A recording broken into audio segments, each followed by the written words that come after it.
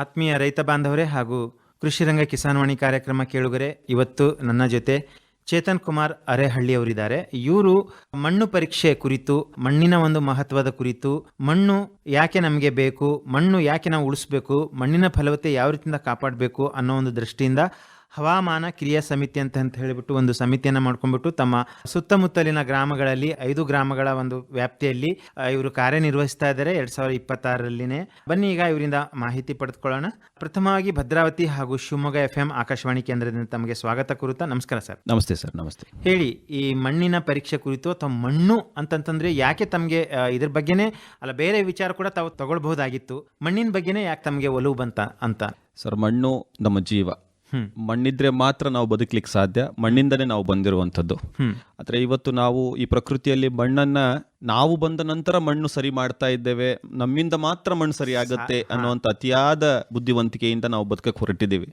So ಆ ನಿಟ್ಟಿನಲ್ಲಿ ಇದು ಹೀಗೆ ಮುಂದುವರೆದ್ರೆ ಒಂದು ದಿನ ನಮ್ಮ ಮಕ್ಕಳು ನಮಗೆ ಹೇಳೋ ವಿಷಯ ನಮಗೆ ಇವತ್ತು ಪ್ರಶ್ನೆಯಾಗಿ ಕಾಡುತ್ತೆ ಸರ್. ಆ ದೃಷ್ಟಿಕೋನದಲ್ಲಿ ಮಣ್ಣು ಉಳಿಸೋದಲ್ಲ ಸರ್, ಇದು ಮಣ್ಣು ಪ್ರಕೃತಿ ದತ್ತವಾಗಿ ಹೇಗಿತ್ತೋ ಹಾಗೆ ಇರ್ಲಿಕ್ಕೆ ಬಿಡ್ಬೇಕು.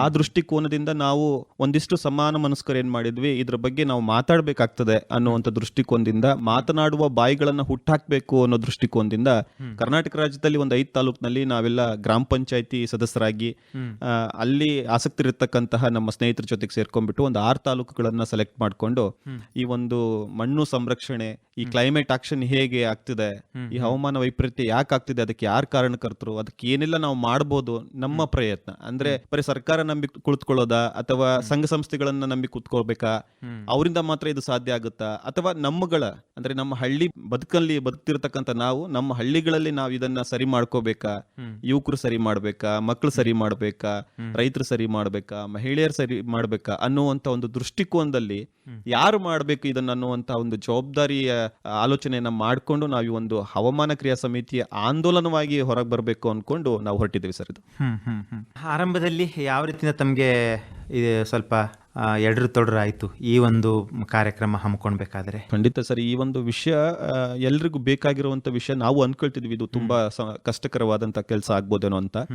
ಆದ್ರೆ ಆ ತರ ಏನು ಅನಿಸ್ಲೇ ಇಲ್ಲ ನಮಗೆ. ನಮ್ಮ ಹಳ್ಳಿ ಬದುಕಿನಲ್ಲಿ ಇದೆಲ್ಲ ದಿನನಿತ್ಯ ನೋಡ್ತಕ್ಕಂಥ ವಿಷಯ ಆಗಿರೋದ್ರಿಂದ ಮಣ್ಣಿನ ಬಗ್ಗೆ ಮಾತನಾಡೋ, ಮಣ್ಣು ಅಂದ್ರೆ ಅದಕ್ಕೆ ಯಾರು ಬೇಕೋ ಅವ್ರು. ಇವತ್ತು ನಾವು ಯಾರಿಗಾರು ಒಂದು ಪ್ರಶ್ನೆ ಕೇಳಿದ್ರೆ ನೀವು ಇವತ್ತು ಬೆಳಗಿಂದ ಸಂಜೆವರೆಗೂ ಏನೆಲ್ಲ ನೋಡಿದ್ರಿ ಅನ್ನುವಂತ ಸಂದರ್ಭದಲ್ಲಿ ಎಲ್ಲೂ ಕೂಡ ಮಣ್ಣು ಕಾಣ್ಲಿಲ್ಲ, ಎಲ್ಲೂ ಕೂಡ ಮರ ಬರ್ಲೇ ಇಲ್ಲ. ಮಣ್ಣು ಬೆಳೆ ಬಂತು, ಗೊಬ್ಬರ ಬಂತು, ಕೀಟನಾಶಕದ ಬಂತು, ಮಾರಾಟದ ವ್ಯವಸ್ಥೆ ಬಂತು, ಆದ್ರೆ ಮಣ್ಣಿನ ವಿಚಾರ ಯಾರು ಮಾತಾಡ್ಲಿಲ್ಲ. ಅದ್ರ ಜೊತೆಗೆ ನಮ್ಮ ಪರಿಸರ ಏನು, ಅರಣ್ಯ ಏನು, ನೀರೇನು, ಪ್ರಾಣಿ ಪಕ್ಷಿಗಳೇನು, ಇವುಗಳ ಬಗ್ಗೆ ನಾವು ಯೋಚನೆ ಮಾಡ್ತಾ ಇಲ್ಲ ಸರ್. ಎಲ್ಲರೂ ಓಡ್ತಾ ಇದೀವಿ, ನಾವು ಓಡ್ತಾ ಇದೀವಿ. ಯಾಕೆ ಹೀಗೆ ಅನ್ನುವಂತ ಪ್ರಶ್ನೆ ನಾವು ಒಂದ್ಸರಿ 5 ನಿಮಿಷ ತಾಳ್ಮೆಯಿಂದ ಕೂತು ನೋಡಿದಾಗ ಮಾತ್ರ ಹೌದಲ್ಲ ಅನ್ನುವಂತ ಪ್ರಶ್ನೆ ಕಾಡ್ಬೋದು ಸರ್ ನಮಗೆ. ಆ ದೃಷ್ಟಿಕೋನದಿಂದ ನಮಗೆ ಸಹಜವಾಗಿ ನಾವು ಅನ್ಕೊಂಡಂತ ವಿಷಯ ಇದು ಎಲ್ರಿಗೂ ಹವಾಮಾನ ವೈಪರೀತ್ಯ ಅನ್ನುವಂತ ವಿಷಯದೊಂದಿಗೆ ಬಂದಾಗ ಏನೋ ಬೇರೆ ವಿಷಯ ಹೇಳ್ತಿದಾರಲ್ಲ ಇವರೇನೋ ಹವಾಮಾನ ವೈಪರೀತ್ಯ ಹಾಗೆ ಬಂತು ಸರ್. ಅದು ಸ್ವಾಭಾವಿಕವಾಗಿ ಬಟ್ ಹೊಸ ವಿಚಾರ ಹೇಳ್ತಾ ಇದ್ದಂಗೆ ಅನಿಸ್ತಾ ಇದೆ ಅವರಿಗೆ. ಹೌದು ಅಲ್ಲ, ಇದು ಆಗ್ತಾನೆ ಇದೆ, ಈಗಂತಲ್ಲ ಮೊದ್ಲಿಂದ ಆಗ್ತಾ ಇದೆ. ಬಟ್ ಇವಾಗ ಅದು ಸ್ವಲ್ಪ ಜಾಸ್ತಿ ಆಗಿದೆ ಅಲ್ವಾ? ಹೌದು. ಮೊದಲು ಕರೆಕ್ಟ್ ಆಗಿ ಈಗ ಹಿರಿಯರು ಕೇಳಿದ್ರಿಂದ ಇಲ್ಲ ರೀ ನಮ್ಮ ಟೈಮಲ್ಲೆಲ್ಲ ಕರೆಕ್ಟ್ ಆಗಿ ಮಳೆ ಬರ್ತಿತ್ತು, ಕರೆಕ್ಟ್ ಆಗಿ ಬೆಳೆ ಬರ್ತಿತ್ತು ಅಂತಿದ್ರು ಅಲ್ವಾ? ಈಗ ಇದು ಆಗಿರೋದು ಹವಾಮಾನ ವೈಪರೀತ್ಯದಿಂದ ಅಥವಾ ಹವಾಮಾನ ಬದಲಾವಣೆಯಿಂದ ಆಗ್ತಕ್ಕಂಥ ಒಂದು ವಿಷಯಗಳು ಇದೆಲ್ಲನೂ. ಅಂದ್ರೆ ಅಕಾಲಿಕ ಮಳೆ ಆಗೋದು ಅಥವಾ ಸೀಸನ್ ಇಲ್ಲದ ಟೈಮಲ್ಲಿ ಮಳೆ ಆಗೋದು, ಬೇಸಿಗೆಯಲ್ಲಿ ಮಳೆ ಆಗೋದು, ಚಳಿಗಾಲದಲ್ಲಿ ಮಳೆ ಆಗೋದು, ಈ ತರದ್ದು ಎಲ್ಲ ಒಂದು ಏರುಪೇರು ಆಗ್ತಾ ಇದೆ. ಹೌದು. ಈಗ ಎಷ್ಟು ಜನ ಸದಸ್ಯರು ಇದ್ರಿ ಈಗ ಇದರಲ್ಲಿ? ತಾವು ಈಗ ಸದ್ಯಕ್ಕೆ ಎಷ್ಟು ಜನ ತೊಡಗಿಸ್ಕೊಂಡಿದ್ದೀರಿ ಇಲ್ಲಿ? ಸದಸ್ಯರು ಅನ್ನೋದಕ್ಕಿಂತ ಸರ್ ನಾವು ಒಂದು 15 ಸಮಾನ ಮನಸ್ಕರೆಲ್ಲ ಏನ್ ಅನ್ಕೊಂಡಿದೀವಿ, 15 ಹಳ್ಳಿಗಳನ್ನ ನಾವು ಸೆಲೆಕ್ಟ್ ಮಾಡ್ಕೊಂಡಿದ್ವಿ ನಮ್ಮ ಚನ್ನಗಿರಿ ತಾಲೂಕಲ್ಲಿ. ಮತ್ತೆ ಬೇರೆ ಬೇರೆ ತಾಲೂಕಲ್ಲಿ 6 ತಾಲೂಕಲ್ಲಿ ಕೆಲಸ ಮಾಡ್ತಾ ಇದ್ದೀವಿ. ಅಲ್ಲೂ ಕೂಡ ಅವರವರು ನಮ್ಮ ಸ್ನೇಹಿತರು ಅವರವರೇ ಹಳ್ಳಿಗಳನ್ನು ಉಳಿಸ್ಕೊಳ್ಳೋ ನಿಟ್ಟಿನಲ್ಲಿ ನಡೀತಾ ಇದೆ. ಸೊ ನಮ್ಮಲ್ಲಿ ನಾವು ಬಂದಂತ ಸಂದರ್ಭದಲ್ಲಿ 1-2 ಇದ್ರು. ಇವತ್ತು ನಮ್ಮ ತಾಲೂಕ್ ವೈಸ್ ನೋಡೋದಾದ್ರೆ ಏನಿಲ್ಲ ಅಂದ್ರೆ 250-300 ಜನ ತಂಡ ಇದೆ ಈಗ.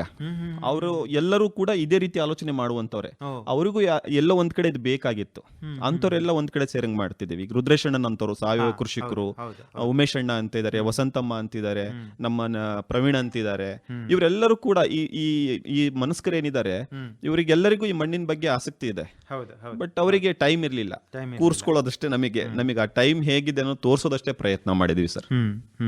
ಆ ನಿಟ್ಟಿನಲ್ಲಿ ಇವತ್ತು ದೊಡ್ಡ ತಂಡ ಆಗಿದೆ. ಇದು ಒಂದು ಆಂದೋಲನ ಆಗ್ಬೇಕು ಸರ್. ಇಲ್ಲಿ ಯಾರನ್ನೇ ನಂಬಬಾರ್ದು. ಇಲ್ಲ ಆಗತ್ತೆ ಅದಾಗ್ಬೇಕು ಅನ್ನೋಂಥದ್ದೇ ನಮ್ಮ ಒಂದು ಯಾಕಂತಂದ್ರೆ ಸುಮಾರು ನಿಮ್ಗೆ ಗೊತ್ತಿರ್ಬೇಕು, ದೊಡ್ಡ ಸದ್ಗುರುಗಳು ಸಾಧುರು ಕೂಡ ಇದ್ರ ಬಗ್ಗೆ ಹಿಂದೆ ಎಲ್ಲ ಮಾಡಿದ್ರು, ಮಾಡ್ತಾನೂ ಇದ್ದಾರೆ. ಸೊ ದೊಡ್ಡ ಆಂದೋಲನವೇ ಆಗುತ್ತೆ ಮುಂದಿನ ಒಂದು ದಿನಗಳಲ್ಲಿ.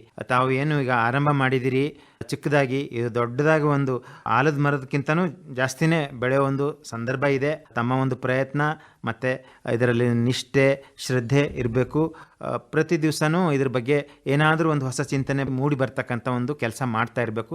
ಸೊ ಖಂಡಿತ ಮುಂದಿನ ದಿನಗಳಲ್ಲಿ ಈಗ ನಾವು ಮಾತಾಡೋದು ಮಣ್ಣಿನ ಬಗ್ಗೆನೇ ಮಾತಾಡಬೇಕಾಯ್ತದೆ. ಯಾಕಂತಂದರೆ ನಮಗೆ ಬೇಕಾದಂಗೆ ನಮ್ಗೆ ಎಷ್ಟು ಇಷ್ಟನೋ ಅಷ್ಟೆಲ್ಲ ಗೊಬ್ಬರ ಹಾಕಿದ್ವಿ, ನಾವು ಎಷ್ಟು ಹೆಂಗೆ ಬೆಳೆ ತೊಗೋಬೇಕು ಹಂಗೆಲ್ಲ ತೊಗೊಂಡಿದ್ದೀವಿ.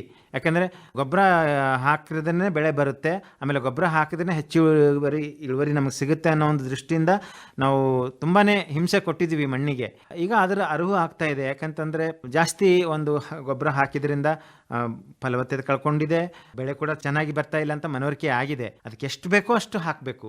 ಈಗ ಜಾಸ್ತಿ ಒಂದು ನಿರೀಕ್ಷೆಯಲ್ಲಿ, ಲಾಭದ ಒಂದು ನಿರೀಕ್ಷೆಯಲ್ಲಿ, ಹೆಚ್ಚಿನ ಇಳುವರಿ ಒಂದು ನಿರೀಕ್ಷೆಯಲ್ಲಿ ಜಾಸ್ತಿ ಹಾಕ್ತೀವಿ ಅಂತಂತ ಹೇಳಿದ್ರೆ ಅದು ನಮ್ಮ ವ್ಯರ್ಥ ಆಗುತ್ತೆ, ಖರ್ಚು ಜಾಸ್ತಿ ಆಗುತ್ತೆ, ಆಮೇಲೆ ಲಾಭದ ಒಂದು ಅಂಶ ಕಡಿಮೆ ಆಗಿರುತ್ತೆ. ಸೊ ಹಾಗಾಗಿ ತಾವು ಏನು ಈ ಒಂದು ಕಾರ್ಯಕ್ರಮ ತಗೊಂಡಿದ್ದೀರಿ, ಒಳ್ಳೆಯ ಒಂದು ಕಾರ್ಯಕ್ರಮ. ಇದ್ರ ಬಗ್ಗೆ ಈಗ ರೈತರಿಗೆ ಯಾವ ರೀತಿಯಿಂದ ನೀವು ಒಲವು ಮೂಡಿಸ್ತಾ ಇದ್ದೀರಿ ಮತ್ತು ಇದ್ರ ಬಗ್ಗೆ ಪ್ರಚಾರದ ಬಗ್ಗೆ ಹೇಳಿ ಒಂದು ಸ್ವಲ್ಪ. ಪ್ರಚಾರಕ್ಕಿಂತ ಸರ್ ನಾವು ಪ್ರಾಯೋಗಿಕವಾಗಿ ಅವ್ರ ಜೊತೆಗೆ ನಿಲ್ತಾ ಇದ್ದೇವೆ. ನಮ್ಮ ಹಳ್ಳಿಗಳಲ್ಲಿ ನಾವು ಮಾತಾಡುವಂಥದ್ದು, ಅದೇ ನಾನು ಮಾತಾಡೋಣ ಬನ್ನಿ ಅಂತ ಹೇಳಿ ಈ ತರದೊಂದು ಕಾರ್ಯಕ್ರಮ. ನಮ್ಮ ದಿನನಿತ್ಯದ ಬದುಕಲ್ಲಿ ಒಂದು 10 ನಿಮಿಷ ನಾವು ಈ 20 ಜನ ರೈತರ ತಂಡ ಮಾಡ್ಕೊಂಡಿದ್ದೀವಿ. ಒಬ್ಬರ ಮನೇಲಿ ಕುತ್ಕೊಂಡು ನೀವು ಏನು ಹೊಲಕ್ಕೆ ಈ ಸರಿ ಹಾಕ್ತಾ ಇದ್ದೀರಾ, ಯಾವ ರೀತಿ ಗೊಬ್ಬರಗಳನ್ನ ಹಿಂದಿನ ಸರಿ ಹಾಕಿದ್ರಿ, ಮತ್ತೆ ಏನ್ ಕಡಿಮೆ ಮಾಡ್ಕೋಬೇಕು, ನೀವು ಇದನ್ನ ಮಾಡೋಕೆ ಫಸ್ಟ್ ಏನ್ ಮಾಡ್ಕೋಬೇಕು ಅಂದ್ರೆ ಮಣ್ಣು ಪರೀಕ್ಷೆ ಮಾಡಿಸ್ಬೇಕಾ, ಈ ರೀತಿಯಾದಂತಹ ಒಂದು ಪ್ರಯತ್ನಗಳು ಶುರು ಮಾಡಿದೀವಿ ಸರ್. ಪ್ರತಿಯೊಬ್ಬರ ಮನೆಯಲ್ಲೂ ಕೂಡ ವಾರಕ್ಕೆ 15 ದಿನಕ್ಕೆ ಕೂರುವಂತದ್ದು, ಅವರ ಕಷ್ಟ ಸುಖವನ್ನ ಮಾತಾಡುವಂತದ್ದು, ಜೊತೆಯಲ್ಲಿ ಕೃಷಿಗೆ ಸಂಬಂಧಪಟ್ಟಂತ ವಿಷಯಗಳನ್ನ ಅಲ್ಲಿ ಚರ್ಚೆ ಮಾಡ್ತಕ್ಕಂಥದ್ದು ಈ ತರ ನಡೀತಾ ಇದೆ.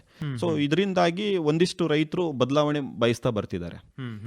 ಹೇಗಾಗಿದೆ ಅಂದ್ರೆ ಕಳೆದ ಸಾರಿ ನಾವು ಈಗ 6 ತಿಂಗಳ ಹಿಂದಗಡೆ ಇದನ್ನ ಪ್ರಾರಂಭ ಮಾಡ್ತೀವಿ. ಮಾಡಿದ ನಂತರದಲ್ಲಿ ಏನಾಗುತ್ತೆ, ರೈತರು ಪ್ರವೀಣ್ ಅನ್ನುವಂತ ಒಬ್ಬ ರೈತ, ಆತನ ಬಗ್ಗೆ ಹೇಳಕ್ಕೆ ಇಷ್ಟಪಡ್ತೀನಿ. ಭತ್ತ ಮಾಡ್ತಾ ಇರ್ತಾನೆ. ಅವನು 10 ಎಕರೆಗೆ 4 ಸಾರಿ ಔಷಧಿ, 4 ಸಾರಿ ಗೊಬ್ಬರವನ್ನ ಹಾಕ್ತಾನೆ. ಸೊ ನಾವು ಈ ಮಾತುಕತೆ ಶುರು ಆದಾಗ, ಇಲ್ಲ ಇದು ಮಾಡ್ತಿರೋ ತಪ್ಪು, ಈ ವಿಧಾನ ಸರಿ ಇಲ್ಲ ಅಂತ ಅಂದಾಗ ಅವ್ನು ಹೌದಲ್ಲ, ನಾನ್ ತಿಂತಿರೋದು ವಿಷಯ ಅಲ್ಲ, ನಾನು ಮತ್ತೆ ನನ್ನ ಮಕ್ಕಳು, ನನ್ನ ಹೆಂಡತಿಗೂ ಕೂಡ ನಾನು ವಿಷ ತಿನ್ನಿಸ್ತಾ ಇದ್ದೀನಿ ಅನ್ನುವಂತ ಮನವರಿಕೆಯಾಗಿ ಈ ಸರಿ ಅದನ್ನ 4 ಸಾರಿ ಮಾಡುವಂತಹ ಗೊಬ್ಬರವನ್ನ, 4 ಸರಿ ಹಾಕುವಂತ ಗೊಬ್ಬರವನ್ನ, 4 ಸರಿ ಔಷಧಿಯನ್ನ ಸ್ಪ್ರೇ ಮಾಡೋದನ್ನ 2 ಸರಿಗೆ ತಂದಿದ್ದಾರೆ ಸರ್. ಅದರಿಂದ ಏನಾಗಿದೆ, ಅವನಿಗೆ ಇಳುವರಿ 2 ಚೀಲ ಜಾಸ್ತಿ ಆಗಿದೆ, ಮತ್ತೆ ಖರ್ಚಲ್ಲೂ ಕೂಡ 80,000 ಉಳಿದಿದೆ. ಹೌದು, ಇವತ್ತು ಬೇರೆ ಹೊಲ ತಗೊಂಡು ನಾನು ರೈತ ಅಲ್ಲಿ ಬೆಳೆ ಬೆಳಿತಿದ್ದೀನಿ ಅಂದ್ರೆ ಲಾಭನು ದೃಷ್ಟಿಕೋನದಲ್ಲಿ ಇಟ್ಕೊಳ್ಳೇಬೇಕಾಗತ್ತೆ. ಆದ್ರೆ ಈ ಒಂದು ವಿಧಾನದಿಂದ ಅವನಿಗೆ ಏನಾಗಿದೆ, 80,000 ಉಳಿದಿರೋದ್ರಿಂದ ಈ ಸರಿ ಮತ್ತೆ ಅವರು ಭತ್ತಕ್ಕೆ ನಾನು ಈ ಸರಿ ಕಂಪ್ಲೀಟ್ ಕಡಿಮೆ ಮಾಡ್ತೀನಿ ಗೊಬ್ಬರವನ್ನ ಅನ್ನುವಂತ. ಇದನ್ನ ನೋಡಿ ಇನ್ನಿಷ್ಟು ಯುವಕರು, ನಮ್ಮ ವಿನಯ್ ಅಂತಿದ್ದಾರೆ ಸರ್, ಅವರು ಮತ್ತೆ ಜಗದೀಶ್ ಅಂತಿದ್ದಾರೆ, ಇವರೆಲ್ಲರೂ ಕೂಡ ವೈಜ್ಞಾನಿಕ ಬೇಸಾಯ ಪದ್ಧತಿ ಕಡೆ ಮೊದಲು ಬರೋಣ. ಸೊ ಅದು ಬರ್ಬೇಕು. ಫಸ್ಟ್ ನಾವ್ ಏನ್ ಮಾಡ್ಬೇಕು, ಮಣ್ಣು ಪರೀಕ್ಷೆ ಮಾಡ್ಕೊಂಡು ಅದಕ್ಕೆ ಏನ್ ಕೊಡಬೇಕು, ಎಷ್ಟು ಕೊಡಬೇಕು ಅನ್ನೋದು ತಿಳ್ಕೊಳ್ಳೋಣ. ಅದಾದ್ಮೇಲೆ ಸಾವಯವ ಕೃಷಿ ಬಗ್ಗೆ ನಾವು ಆಲೋಚನೆ ಮಾಡೋಣ. ದೂರದಲ್ಲಿದ್ದೀವಿ ನಾವು ಆಗ್ಲೇ. ಮಣ್ಣನ್ನುವಂತ ವಿಷಯಕ್ಕೆ ಹೋದಾಗ ದೂರಕ್ಕೆ ಹೋಗ್ಬಿಟ್ಟಿದ್ದೀವಿ. ಸ್ವಲ್ಪ ಹಿಂದೆ ಬರೋಣ, ಆ ಮಣ್ಣಿನ ಬಗ್ಗೆ ತಿಳ್ಕೊಳ್ಳೋಣ ಅನ್ನುವಂತ ಒಂದು ದೃಷ್ಟಿಕೋನದಿಂದ ನಾವು ಪ್ರತಿಯೊಂದು ಸಂದರ್ಭದಲ್ಲೂ ರೈತರ ಜೊತೆನೆ ಮಾತಾಡ್ತಾ, ರೈತರ ಮಹಿಳೆಯರ ಜೊತೆ ಮಾತಾಡ್ತಾ, ರೈತರ ಯುವಕರ ಜೊತೆ ಮಾತಾಡ್ತಾ ಅವ್ರಿಗೊಂದಿಷ್ಟು ಈ ವಿಷಯಗಳನ್ನು ತಿಳಿಸುವಂತ ಪ್ರಯತ್ನ ಮಾಡ್ತಿದ್ದೀವಿ. ಜೊತೆಲಿ ನಾವಲ್ದೆ ನಮ್ಮಲ್ಲಿ ಯಾರು ಎಕ್ಸ್ಪರ್ಟ್ ಇದ್ದಾರೆ, ರುದ್ರೇಶ್ ಅಣ್ಣರ್ ಇದ್ದಾರೆ, ವಸಂತಮ್ಮರ್ ಇದ್ದಾರೆ, ಉಮೇಶ್ ಅಂತಿದ್ದಾರೆ, ಇವರನ್ನ ಒಂದೂರಿಂದ ಮತ್ತೊಂದೂರಿಗೆ ಸರ್ ಏನಿದೆ ಹೇಳಿದ್ರ ಬಗ್ಗೆ ಅನ್ನುವಂತ ಮಾಹಿತಿ ಅವರಿಂದನೂ ಕೊಡಿಸ್ತಾ ಇದೀವಿ. ಅವ್ರ ಅನುಭವದ ಮಾತು ಹೇಳ್ತಿದ್ದಾರೆ. ಸೊ ಇದನ್ನ ಅವರು ಕಂಪ್ಲೀಟ್ ಸಾವಯವ ಮಾಡೋದ್ರಿಂದ ಈಗ ಇವ್ರಿಗೆ ಮಾರ್ಕೆಟಿಂಗ್ ವ್ಯವಸ್ಥೆ ಹೇಗೆ ಅನ್ನುವಂಥದ್ದು ಕೂಡ ಬರುತ್ತೆ. ನಾನ್ ಮಾಡೋದ್ರಿಂದ ನನಗೆ ಲಾಭ ಇದೆನಾ ಅಂತ. ಸೊ ಇದನ್ನ ಪ್ರಾಯೋಗಿಕವಾಗಿ ನಮಗೆ ನಮ್ಮ ರುದ್ರೇಶಣ್ಣನವರು ತೋರಿಸ್ಕೊಟ್ಟಿದ್ದಾರೆ. ವರ್ಷ ಪೂರ್ತಿ ನಾನು ಇಷ್ಟು ಲಾಭ ಗಳಿಸ್ತಾ ಇದ್ದೇನೆ, ಖರ್ಚು ಇಷ್ಟ ಆಗ್ತಿದೆ ಅನ್ನೋದು. ಸೊ ಇವರಿಗೆ ಖರ್ಚಿಗಿಂತ ಹೆಚ್ಚಿಗೆ ಲಾಭ ಬರ್ತಿರೋದ್ರಿಂದ ಇವರ ಉದಾಹರಣೆಯಾಗಿ ತಗೊಂಡು ಪ್ರೇರೇಪಿತರಾಗಿ ಇವತ್ತು ಯುವಕರು ಕೂಡ ಕೃಷಿಯಲ್ಲಿ ಸಾಕಷ್ಟು ಮುಂದುವರಿಬೇಕು, ಇದೇ ರೀತಿಯಾದ ನಾವು ಸಾವಯವ ಕೃಷಿಗೆ ಬರಬೇಕು ಅನ್ನುವಂಥ ದೃಷ್ಟಿಕೋನದಲ್ಲಿ ಇವತ್ತು ಪ್ರಯತ್ನಗಳು ನಡೀತಾ ಇದೆ ಸರ್. ಒಳ್ಳೆಯ ಒಂದು ವಿಚಾರ. ಆಮೇಲೆ ಈಗ ಈ ಕುರಿತು ತಾವು ಒಂದು ಅಂತಂದರೆ ಈಗ ಏನೋ ಒಂದು ಬೀದಿ ನಾಟಕ ಥರ ನಾಟಕದ ರೂಪದಲ್ಲಿ ಇಲ್ಲ ಒಂದು ಭಿತ್ತಿಪತ್ರಗಳ ಒಂದು ರೂಪದಲ್ಲಿ ಇಲ್ಲ ಯಾವುದೋ ಒಂದು ಜಾತ್ರೆಗಳಲ್ಲಿ ಊರಿನ ಹಬ್ಬ ಒಂದು ಸಮಯದಲ್ಲಿ ಇದು ಮಾಡ್ತಾ ಇದ್ದೀರಾ? ಅಲ್ಲ, ಖಂಡಿತ ಸರ್, ಇದು ನನ್ನೊಬ್ಬನ ಜವಾಬ್ದಾರಿ ಆಗ್ಬಾರ್ದು ಅನ್ನೋದೇ ನಮ್ಮ ಎಲ್ಲರೂ ಸೇರ್ಬೇಕು, ಎಲ್ಲರೂ ಸೇರ್ಬೇಕು ಅನ್ನೋ ದೃಷ್ಟಿಕೋನದಿಂದ ಅವರವರೇ ಈಗ ಆಶಕ್ಕನವರು ಇವ್ರಿಗೆ ಸಂಬಂಧಪಟ್ಟಂತೆ ನನಗೆ ಮಣ್ಣು ಪರೀಕ್ಷೆ ಮಾಡ್ಕೊಡೋ ಆಸಕ್ತಿ ಇದೆ ಅಂತ ಹೇಳಿ ಇವ್ರು ಹೋಗ್ತಾರೆ. ಇನ್ನೊಬ್ರು ಕುಸುಮ ಅಂತ ಅವರು ಅದೇ ತರ ಹೋಗ್ತಾರೆ. ಇನ್ನೊಬ್ರು ನಮ್ಮಲ್ಲಿ ಇರ್ತಕ್ಕಂಥವ್ರು ಆಂಜಿನಮ್ಮ ಅಂತ ಇದ್ದಾರೆ. ಇವರೆಲ್ಲ ಏನ್ ಮಾಡ್ತಾರೆ, ಅವ್ರು ಸ್ವಯಂ ಪ್ರೇರಿತ. ನಾನು ಏನಾದ್ರು ಒಂದು ಸಪೋರ್ಟ್ ಮಾಡ್ತೀನಿ ನನ್ನ ಪ್ರಕೃತಿಗೆ, ನನ್ನಿಂದ ಒಂದು ಕೊಡುಗೆ, ನನ್ನ ಕೈಯಲ್ಲಿ ಏನಾಗುತ್ತೋ ಅದನ್ನ ನಾನು ಕೂಡ ಒಂದು ಸ್ವಲ್ಪ ಪ್ರಯತ್ನ ಮಾಡ್ತೀನಿ ಅನ್ನುವಂಥದ್ದು ಅವ್ರದ್ದು. ಸೊ ಇದೆಲ್ಲ ಅವ್ರವ್ರ ಮನ್ಸಲ್ಲಿ ಬರ್ಬೇಕು. ನಾನೆಲ್ಲೋ ಬೀದಿ ನಾಟಕ ಮಾಡೋದು ಮತ್ತೊಂದು ಮಾಡೋದು ಇದರಿಂದ ಅವರಿಗೆ ಪ್ರಸಾರ ಮಾಡೋದಕ್ಕಿಂತ ಪ್ರಾಕ್ಟಿಕಲ್ ಏನಪ್ಪಾ, ನಿಂದಪ್ಪ ಇದು ನಿನ್ ಭೂಮಿ. ಇವತ್ತು ನಿನ್ನ ಹತ್ರ 10 ಎಕರೆ ಭೂಮಿ ಇರ್ಬೋದು, ಆದ್ರೆ ನಾಳೆ ನಿನ್ನ ಮಕ್ಕಳಿಗೆ ಈ 10 ಎಕರೆ ಭೂಮಿಯಲ್ಲಿ 1 ಎಕರೆ ಭೂಮಿಯಲ್ಲಿ ಬೆಳೆಯಷ್ಟು ಬೆಳೆನೂ ಬೆಳೆಯಲ್ಲ ಅಂದ್ರೆ ಇನ್ 10 ಎಕರೆ ಇಟ್ಕೊಂಡು ಏನ್ ಮಾಡ್ತೀಯ? ಅದನ್ನ ಉಳಿಸೋ ಪ್ರಯತ್ನ ಮಾಡ್ಬೇಕಲ್ವಾ ಅನ್ನುವಂಥದ್ದು ಅವ್ರಿಗೆ ಹೇಳಿದಾಗ ಬಾಯಿ ಮಾತಲ್ಲಿ ಅವ್ರು ಬದಲಾವಣೆ ಆಗ್ತಿದ್ದಾರೆ. ಪ್ರಾಕ್ಟಿಕಲ್ ಆಗಿ ಅವ್ರಿಗೂ ಗೊತ್ತು ಸರ್, ಇವತ್ತು ಮಣ್ಣಿನಿಂದನೇ ಡೈವರ್ಸ್ ಆಗ್ತಿರುವಂತದ್ದು ಜಾಸ್ತಿ. ಮಣ್ಣಿನಿಂದನೇ ಡೈವರ್ಸ್ ಆಗ್ತಿದೆ, ಮಣ್ಣಿನಿಂದನೇ ನಾವು ಇವತ್ತು ಸಾಲಗಾರರಾಗ್ತಿದ್ದೇವೆ. ಯಾಕೆಂದ್ರೆ ಮಣ್ಣಿನ ಮೇಲೆ ನಮಗಿರ್ತಕ್ಕಂತಹ ಅಪನಂಬಿಕೆ, ನಾವೇನಾದ್ರೂ ಕೊಟ್ರೆ ಮಾತ್ರ ಮಣ್ಣಲ್ಲಿ ಬೆಳೀತದೆ, ಅದರಿಂದ ಲಾಭ ಗಳಿಸ್ತೀವಿ ಅನ್ನುವಂಥದ್ದು. ಬಟ್ ಅವ್ರದ್ದು ತಪ್ಪಿಲ್ಲ, ಕಮರ್ಷಿಯಲ್ ಬದುಕು ಇವತ್ತು ಬದುಕಲೇಬೇಕಾಗಿದೆ ರೈತನು ಕೂಡ. ಆ ದೃಷ್ಟಿಕೋನದಲ್ಲಿ ಅವ್ನು ಹೆಚ್ಚಿಗೆ ಏನಾರು ಹಾಕಿದ್ರೆ ಮಾತ್ರ ಬರುತ್ತೆ ಅನ್ನೋದು ಅವ್ರದ ಆಲೋಚನೆ ಆಗಿರೋದ್ರಿಂದ ಇದ್ರ ಮಧ್ಯೆ ಅವರು ಬದಲಾಗಿ ಬರ್ಬೇಕಂದ್ರೆ ಸ್ವಲ್ಪ ಕಷ್ಟನೇ, ಆದ್ರೂ ಪ್ರಯತ್ನ ಪಡ್ತಾ ಇದ್ದಾರೆ. ಖಂಡಿತ ಆ ಪ್ರಯತ್ನ ಇದೆ. ಅದ್ರ ಮಧ್ಯೆ ನಮ್ಮ ಕೇಂದ್ರ ಸರ್ಕಾರನು ಇವಾಗ ಅದೇ ಹೇಳಿದ್ರಲ್ಲ, ಮಣ್ಣು ಉಳಿಸಿ ಅಭಿಯಾನ. ಹೌದು. ಇದ್ರ ಜೊತೆಗೆ ಈಗ ತಾವು ಈಗ ಹೇಳಿದ್ರಿ 5 ಗ್ರಾಮ ಪಂಚಾಯತಿ ಅಲ್ವಾ? ಹೌದು ಸರ್. ಸ್ವಲ್ಪ ಹೇಳ್ಬಹುದಾ ಯಾವ ಊರು, ಯಾವ ಗ್ರಾಮ ಪಂಚಾಯತಿಗಳು ಅಂತ ಹೇಳ್ಬಿಟ್ಟು? ನಮ್ಮಲ್ಲಿ ನಲ್ಕುದ್ರೆ ಗ್ರಾಮ ಪಂಚಾಯತಿ, ಅಲ್ಲಿ 2 ಊರನ್ನ, ನಲ್ಕುದ್ರೆ ಮತ್ತೆ ನಲ್ಕುದ್ರೆ ಗೋಮಾಳ ಅಂತ ಹೇಳಿ. ಇನ್ನೊಂದು ತ್ಯಾವಣಿಗೆ ಗ್ರಾಮ ಪಂಚಾಯತಿ, ತ್ಯಾವಣಿಗೆ ಮತ್ತೆ ಅಲ್ಲಿ ತ್ಯಾವಣಿಗೆ ತಾಂಡ, ಮೇಯಾಪುರ ಅಂತೇಳಿ. ಆಮೇಲೆ ನಮ್ಮ ಕಾರಿಗ್ನೂರ್ ಗ್ರಾಮ ಪಂಚಾಯತಿ, ಕಾರಿಗ್ನೂರು, ಅರೆಹಳ್ಳಿ, ಕದರನಹಳ್ಳಿ ಗ್ರಾಮಗಳು. ಕತ್ತಲಗೆರೆ ಗ್ರಾಮ ಪಂಚಾಯತಿ, ಕತ್ತಲಗೆರೆ, ಆಮೇಲೆ ಕವಳಿ ತಾಂಡ, ಕಶೆಟ್ಟಹಳ್ಳಿ ಅಂತೇಳಿ. ಬೆಳಲ್ಗೆರೆ ಗ್ರಾಮ ಪಂಚಾಯತಿ, ಬೆಳಲ್ಗೆರೆ, ರೆಡ್ಡಿಹಳ್ಳಿ, ಕುರುಬ್ರಹಳ್ಳಿ ಅಂತೇಳಿ. ಈ 5 ಪಂಚಾಯತಿಗಳಲ್ಲಿ ನಾವು ಕೆಲಸ ಮಾಡ್ತಾ ಇದ್ದೀವಿ. ದೂರವಾಣಿ ಮುಖಾಂತರ ಸಂಪರ್ಕಿಸ್ತಿರೋ ಅಥವಾ ಖುದ್ದಾಗಿ ಹೋಗಿ ಸಂಪರ್ಕ ಮಾಡ್ತೀರಾ? ಯಾವ ರೀತಿ? ಸಮಯಕ್ಕೆ ತಕ್ಕಂತೆ ನಾವು ಆ ತರ ಮೂವ್ಮೆಂಟ್ ಮಾಡ್ತಿರ್ತೀವಿ ಸರ್. ಅಂದ್ರೆ ಈಗ ನಾವು ಫೋನ್ ಮೂಲಕನೂ ಮಾತಾಡ್ತಿರ್ತೀವಿ, ಒಂದ್ ಕಡೆ ಎಲ್ಲ ಸೇರ್ಕೊಳ್ತೀವಿ, ರೈತರೆಲ್ಲ ಸೇರ್ಕೊಳ್ತೀವಿ. ಹೀಗೆ ನಾನು ಒಬ್ಬ ರೈತನೇ, ನಮಗೆ ಇದೊಂದು ಆಂದೋಲನವಾಗಿ ಹೊರಗೆ ಬರಲೇಬೇಕು, ನಮ್ಮ ಮಕ್ಕಳಿಗೋಸ್ಕರ ಈ ಭೂಮಿ ಉಳಿಲೇಬೇಕು ಅನ್ನುವಂಥ ಒಂದು ಮನಸ್ಥಿತಿಯಿಂದ ನಾವು, ನಮಗೆ ಏನೇನು ಅನ್ಸುತ್ತೆ, ಒಂದು ಒಳ್ಳೆ ಪ್ರೋಗ್ರಾಮ್ ಆಯ್ತು ಅವ್ರ ಮನೇಲಿ ಅಂದ್ರೆ ಆ ತರ ಸೇರೋದು, ಒಳ್ಳೆ ಬಾಂಧವ್ಯಗಳು ಬೆಳೀತಾ ಇದೆ. ಮಣ್ಣಿನ ಬಗ್ಗೆ ಮಾತಾಡೋದ್ರ ಜೊತೆಗೆ ನಮ್ಮಲ್ಲೂ ಕೂಡ ಒಂದು ಒಳ್ಳೆ ವಿಶ್ವಾಸ, ಬಾಂಧವ್ಯ ಬೆಳೀತಾನೆ ಬರ್ತಾ ಇದೆ. ಈಗ ತಾವು ಹೇಳ್ತಾ ಇದ್ರಿ ಈ ಒಂದು ಮಣ್ಣು ಉಳಿಸೋ ಒಂದು ಅಭಿಯಾನದಲ್ಲಿ ತಾವು ಕೂಡ ಒಬ್ಬ ರೈತರು ಅಂತ ಹೇಳ್ತಾ ಇದ್ರಿ. ರೈತರು ಅಂದ್ರೆ ಏನು, ಎಷ್ಟು ಜಮೀನು ಹೊಂದಿದಿರಿ, ಮತ್ತೆ ಇದು ಪೂರ್ವಾರ್ಜಿತನೋ ಇಲ್ಲ ಪೂರ್ವಜರ ಒಂದು ಇದನ್ನೋ ಅಥವಾ ನೀವೇ ಈಗ ಇದು ಮಾಡ್ಕೊಂಡು ಮಾಡ್ತಾರೆ? ಇಲ್ಲ, 1 ಎಕರೆ ಇದೆ ಸರ್, ಪಿತ್ರಾರ್ಜಿತ ಆಸ್ತಿನೇ ಇದು. ಸೊ ಅದ್ರಲ್ಲಿ ಅಡಿಕೆಯನ್ನ ನಾವು ಹಾಕಿದ್ದೇವೆ. ನಾವು ನೈಸರ್ಗಿಕ ಕೃಷಿಗೆ ಹೆಚ್ಚಿನ ಮಹತ್ವವನ್ನು ಮಾಡಿದ್ದೇವೆ. ಭತ್ತ ಕೂಡ ಬೆಳಿತಿದ್ದೀರಾ? ಭತ್ತ ಇಲ್ಲ, ಅಡಿಕೆನೇ ಇರೋದು. ಅಡಿಕೆ ಮಾತ್ರ ಇರೋದು. ಹೌದು. ಅಡಿಕೆ ಮಧ್ಯದಲ್ಲಿ ಮಿಶ್ರ ಬೆಳೆಯಾಗಿ ಈಗ ಅದನ್ನ ಶುರು ಮಾಡಿದ್ದೇವೆ ಸರ್. ನಾವು ಏನ್ ಬೆಳಿತಾ ಇದ್ರಿ? ಬಾಳೆ ಹಾಕಿದ್ದೇವೆ, ಪಪ್ಪಾಯ ಹಾಕಿದ್ದೇವೆ. ಬಾಳೆ ಅಂದ್ರೆ ಪಚ್ಚ ಬಾಳೆನಾ ಇಲ್ಲ ಪುಟ್ಟ ಬಾಳೆನಾ? ಪಚ್ಚ ಬಾಳೆ. ಅದನ್ನೇ ಜಾಸ್ತಿ ನಾವು ಬಾಳೆಗಿಂತನೂ ಅದರ ಏನು ಕಡ್ದು ಹಾಕಿಬಿಟ್ಟು ಅದನ್ನ ಪೊಟ್ಯಾಷಿಯಂ ಇರುತ್ತೆ ಅಂತ ಹೇಳಿ ಅದನ್ನ ಅಲ್ಲೇ ಬಳಕೆ ಮಾಡುವಂತ ಪ್ರಯತ್ನವನ್ನ ಮಾಡ್ತಾ ಇದ್ದೇವೆ. ಹಾಗಾಗಿ ರೈತರಲ್ದನೆ ಈ ಒಂದು ಸಮಾಜಮುಖಿ ಕಾರ್ಯಕ್ರಮದಲ್ಲಿ ಕೂಡ ತಾವು ತೊಡಗಿಸ್ಕೊಂಡಿದ್ದೀರಿ. ಮುಂದಿನ ಒಂದು ಯೋಜನೆ ಬಗ್ಗೆ, ಮುಂದಿನ ಒಂದು ತಮ್ಮ ನಿರೀಕ್ಷೆ ಅಥವಾ ಮುಂದಿನ ಒಂದು ಫ್ಯೂಚರ್ ಪ್ಲಾನಿಂಗ್ ಅಂತ ಹೇಳ್ತೀವಿ, ಮುಂದಿನ ಒಂದು ಇನ್ನು ನಾವು ಈ ತರದ್ ಮಾಡಬೇಕು, ಈ ತರ ಇಲ್ಲ ಅಂತ ಹೇಳಿ ಏನಾದರೂ ಇದ್ರ ಬಗ್ಗೆ ಏನ್ ಹೇಳಕ್ಕೆ ಇಷ್ಟಪಡ್ತೀನಿ? ಖಂಡಿತ ಸರ್. ಯಾಕಂದ್ರೆ ಇದು ಬರೀ 5 ಪಂಚಾಯತಿಗಳನ್ನು ತಗೊಂಡಿದ್ದೀವಿ. ಪ್ರತಿ ಪಂಚಾಯತಿ, ಪ್ರತಿ ಹಳ್ಳಿಯಲ್ಲೂ ಕೂಡ ಇದ್ರ ಬಗ್ಗೆ ಮಾತನಾಡುವಂತ ಬಾಯಿಗಳು ಹೆಚ್ಚಾಗಬೇಕು. ಆ ಬಾಯಿಗಳು ಹೆಚ್ಚು ಮಾಡ್ಲಿಕ್ಕೆ ತಿಳಿದಂತವ್ರು ಏನ್ ಒಳ್ಳೇದ್ ಮಾಡ್ತಿದಾರೆ ಅದನ್ನ ಹೆಚ್ಚೆಚ್ಚು ಸೋಷಿಯಲ್ ಮೀಡಿಯಾನೋ ಎಲ್ಲಿ ವೇದಿಕೆ ಸಿಗುತ್ತೋ ಅಲ್ಲಿ ಮಾತಾಡಿ ಅದ್ರ ಬಗ್ಗೆ. ಮಣ್ಣಿನ ಬಗ್ಗೆ ಏನ್ ವಿಷಯಗಳಿವೆ ಅವನ್ನ ಶೇರ್ ಮಾಡಿ, ನೀರಿನ ಬಗ್ಗೆ ಶೇರ್ ಮಾಡಿ, ಅರಣ್ಯ ರಕ್ಷಣೆ ಬಗ್ಗೆ ಶೇರ್ ಮಾಡಿ. ನಿಮ್ಮ ಪ್ರತಿ ಬರ್ತ್ಡೇಯನ್ನ ಎಲ್ಲೋ ಒಂದು ಕೇಕ್ ಕಟ್ ಮಾಡೋದ್ರ ಮೂಲಕ ಮಾಡ್ತಾ ಇರ್ತೀವಿ. ನಿಮ್ಮ ಪ್ರೀತಿಗಾಗಿ ನೀವು ಇದಿರಿ ಅನ್ನೋ ಉದ್ದೇಶಕ್ಕೆ ಒಂದು ಗಿಡ, ನಿಮ್ ಬರ್ತ್ಡೇಗೆ ಒಂದು ಗಿಡವನ್ನ ಹಾಕಿ ಈ ಪರಿಸರದಲ್ಲಿ. ಅದರಿಂದ ಈ ಹವಾಮಾನ ಬದಲಾವಣೆಯಲ್ಲಿ ಆಗ್ತಕ್ಕಂಥ ವೈಪರೀತ್ಯಗಳನ್ನು ತಡೆಗಟ್ಟಲು ನಿಮ್ಮ ದೊಡ್ಡ ಪ್ರಮಾಣದ ಒಂದು ಕೊಡುಗೆ ಆಗುತ್ತೆ. ಜೊತೆಲೆ ಒಂದು ಆದರ್ಶಪ್ರಾಯವಾದಂತಹ ಒಂದು ಏನು ಅವ್ರ ಬರ್ತ್ಡೇನು ಕೂಡ ಆಗುತ್ತೆ. ತಮ್ಮ ಮಕ್ಕಳ ಬರ್ತ್ಡೇಗಳಿಗೂ ಕೂಡ ಈ ತರದೊಂದು ಗಿಡಗಳನ್ನು ಹಾಕುವಂತ ಪ್ರಯತ್ನ ಮಾಡಿ. ಸಾಧ್ಯ ಆದಷ್ಟು ಎಲ್ಲೆಲ್ಲಿ ಅವಕಾಶ ಇದೆ ಅಲ್ಲಿ ನೀವು ಈ ಗಿಡಗಳನ್ನ ನೆಡುವಂಥದ್ದು, ಈ ಮಣ್ಣನ್ನ ರಕ್ಷಣೆ ಸಂಸ್ಕರಣೆ ಮಾಡ್ಲಿಕ್ಕೆ ಯಾವ ರೈತರು ನಿಮ್ ಜೊತೆಗೆ ಒಡನಾಟದಲ್ಲಿ ಇರ್ತಾರೆ ಅಂತವ್ರಿಗೆ ಕೊಡಿ. ಇನ್ನೊಂದು ನಮ್ ರೈತರು ಏನ್ ಮಾಡ್ತಿದ್ದಾರೆ, ಬೇರೆಯವ್ರ ಹೊಲವನ್ನ ಮಿಟ್ಟವನ್ನ ಹಾಕ್ಸ್ಕೊಂಡು ಮಾಡ್ತಿರ್ತಾರೆ ಅಂತ ಏನು ಹೊಲವನ್ನ ಉಳ್ಳವರೇನಿದ್ದಾರೆ ಅವರು ಕೂಡ ನೀವು ಸಾವಯವ ಕೃಷಿ ಮಾಡಿದ್ರೆ ನಾನು ಒಂದಿಷ್ಟು ನಿಮಗೆ ರೀಸನಬಲ್ ಆಗಿ ಹೊಲ ಕೊಡ್ತೀನಿ ಅನ್ನುವಂತ ಪ್ರಯತ್ನ ಶುರು ಆಗ್ಲಿ. ಯಾಕಂದ್ರೆ ಅವರು ನನಗೆ 20,000 ಬೇಕು 30,000 ಬೇಕಂದಾಗ ಇವನು ಯಾವ್ದೋ ಬೇರೆ ಕಡೆಯಿಂದ ನಾನು ನಿಮ್ ಮೂಲಕ್ ಬಂದ್ಬಿಟ್ಟು ನನಗೆ 20,000 ನಿಮ್ಮ ಹತ್ರ ಮಿಟ್ಟಾಕ್ಸ್ಕೊಂಡು ನಾನು 40,000 ತೆಗಿಯೋಕ್ಕೋಸ್ಕರ ಹೆಚ್ಚಿನದಾಗಿ ನಾನು ಅಲ್ಲಿ ಗೊಬ್ಬರ ಔಷಧಿ ಸಿಂಪಡಣೆ ಮಾಡ್ಲೇಬೇಕಾಗತ್ತೆ ಆಸೆ ಜಾಸ್ತಿಯಾಗಿ. ಅದರಿಂದ ನಾನು 10 ವರ್ಷ ಮಾತ್ರ ನಿಮ್ ಹೊಲ ಮಾಡಬಲ್ಲೆ, 11ನೇ ವರ್ಷಕ್ಕೆ ನಿಮ್ ಹೊಲ ಕಂಪ್ಲೀಟ್ ಮಣ್ಣು ಸತ್ತೋಗ್ಬಿಡುತ್ತೆ. ಅವಾಗ ನೀವು ಬೇರೆಯವರಿಗೂ ಕೊಡಕ್ಕಾಗಲ್ಲ, ನೀವು ಮಾಡಕ್ಕಾಗಲ್ಲ. ಹಾಗಾಗಿ ಇಬ್ರು ಕೂಡ ಈ ತರದ ವರ್ಗದಲ್ಲಿ ಇಬ್ರು ಅಂದ್ರೆ ಹೊಲ ಉಳ್ಳವರು ಮತ್ತೆ ಹೊಲವನ್ನ ಮಾಡುವಂತವ್ರು ಇಬ್ರು ಕೂಡ ಒಂದು ಬಾಂಧವ್ಯದಲ್ಲಿ ನೀನ್ ಈ ತರ ಮಾಡಿದ್ರೆ ನಾನು ಕೂಡ ಉತ್ತೇಜನ ಮಾಡ್ತೀನಿ ಅನ್ನೋ ನಿಟ್ಟಿನಲ್ಲಿ ಅವರು ಬರಬೇಕು. ಸೊ ಈ ರೀತಿಯಾದಂತಹ ಒಂದು ಪ್ರಯತ್ನಗಳನ್ನ ನಾವು ಶುರು ಮಾಡ್ಬೇಕು ಅಂದ್ಕೊಳ್ತಾ ಇದ್ದೀವಿ ಸರ್. ಇದಕ್ಕೆ ನಮಗೆ ಬಹುಮುಖ್ಯವಾಗಿ ಗ್ರಾಮಿಕ ಸಂಸ್ಥೆ ಮತ್ತು ಆಸರ್ ಸಂಸ್ಥೆಯವರು ಸಹಕಾರ ಬಹಳ ಇದೆ. ಯಾವ್ದು ಹೇಳಿದ್ರಿ? ಆಸರ್ ಸಂಸ್ಥೆ ಮತ್ತು ಗ್ರಾಮಿಕ ಸಂಸ್ಥೆ ಅಂತ ಹೇಳಿ ಸರ್. ಇವ್ರಿಗೆ ನಾವು ಸರ್ಕಾರೇತರ ಸಂಸ್ಥೆಗಳು, ಸರ್ಕಾರೇತರ ಸಂಸ್ಥೆ ಸರ್. ಎಲ್ಲಿ ಇವರು ಬೆಂಗಳೂರು ಸರ್, ಬೆಂಗಳೂರು ಒಂದು, ಕೋಲಾರ ಒಂದು. ಬಟ್ ಇವರು ನಮಗೆ ಒಂದಿಷ್ಟು ನಾವು ಎಲ್ಲ ಗ್ರಾಮ ಪಂಚಾಯತಿ ಸದಸ್ಯರಾದಂತವ್ರು ನಾವು ಫಸ್ಟ್ ಏನ್ ಮಾಡ್ತಿದ್ವಿ ಗ್ರಾಮ ಪಂಚಾಯತಿಗಳಲ್ಲಿ ಅಂದ್ರೆ ಚರಂಡಿ, ರೋಡು, ಬೀದಿ ದೀಪ ಅನ್ನೋದಷ್ಟೇ ಕಾನ್ಸೆಪ್ಟ್ ಇತ್ತು. ನಮ್ಮಲ್ಲೂ ಕೂಡ ಸಮಿತಿಗಳಿದೆ, ಆದ್ರೆ ಆ ಸಮಿತಿಗಳು ಇವತ್ತು ಸತ್ತೋಗಿದ್ದಾವೆ. ಕೇವಲ ಒಂದು ಏನು ಲೆಟರ್ ಅಲ್ಲಿ ಒಂದು ಬುಕ್ ಅಲ್ಲಿ ಮ್ಯಾನೇಜ್ ಮಾಡುವಂತದ್ದಾಗಿದೆ. ಆ ಸಮಿತಿಗಳೇನಾದ್ರೂ ಸ್ಥಳೀಯ ಸರ್ಕಾರದಲ್ಲಿ ನಿಜವಾಗ್ಲೂ ಕೂಡ ಕ್ರಿಯಾಶೀಲವಾದ್ರೆ ಖಂಡಿತವಾಗ್ಲೂ ರೈತರಿಗೆ ಬಹಳಷ್ಟು ಅನುಕೂಲ ಆಗುತ್ತೆ, ಮಹಿಳೆಯರಿಗೆ ಒಳ್ಳೆ ಅನುಕೂಲ ಆಗುತ್ತೆ, ಯುವಕರಿಗೆ ಅನುಕೂಲ ಆಗುತ್ತೆ. ವ್ಯವಸ್ಥೆ ತುಂಬಾ ಚೆನ್ನಾಗಿದೆ. ನಾವೇ ಎಲ್ಲೋ ಒಂದ್ ಕಡೆ ಇದನ್ನ ಬ್ರೇಕ್ ಮಾಡ್ಕೊಂಡು ಹೋಗ್ತಾ ಇದೀವಿ ಅಂತ ಅನ್ಸುತ್ತೆ.